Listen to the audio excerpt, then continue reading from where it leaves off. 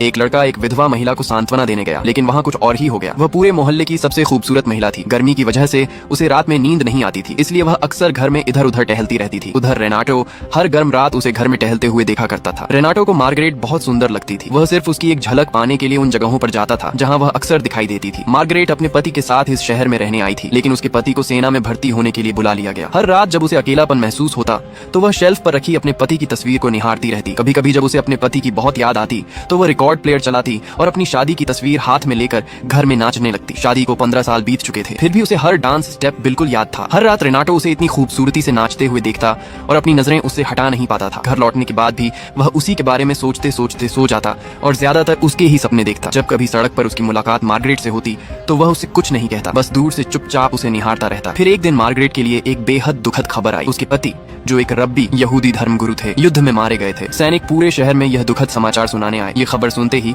Margaret टूट गई। वह बिस्तर पर लेटकर लगातार रोती रही। कुछ दिन बाद रेनाटो उसके घर गया और उस दुखी विधवा को दिलासा देने लगा। इसके बाद मार्गरेट के पति की याद में एक स्मृति परेड, कमेमोरेटिव परेड आयोजित की गई। उसमें मार्गरेट ने वर्जिन मैरी का रूप धारण किया। उसे देखकर हर कोई उसकी प्रशंसा कर रहा था, लेकिन रेनाटो उसे बाकी लोगों से बिल्कुल अलग नजरों से देख रहा था। जहाँ सैनिक उसे एक पवित्र प्रतीक के रूप में सम्मान दे रहे थे, वहीं रेनाटो की नजर सिर्फ मार्गरेट पर ही टिकी हुई थी। एक रात जब रेनाटो अपने घर पर था, तभी उसके दरवाजे पर अचानक कोई आया। उसे देखकर वह पूरी तरह हैरान रह गया और उसकी बोलती बंद हो गई।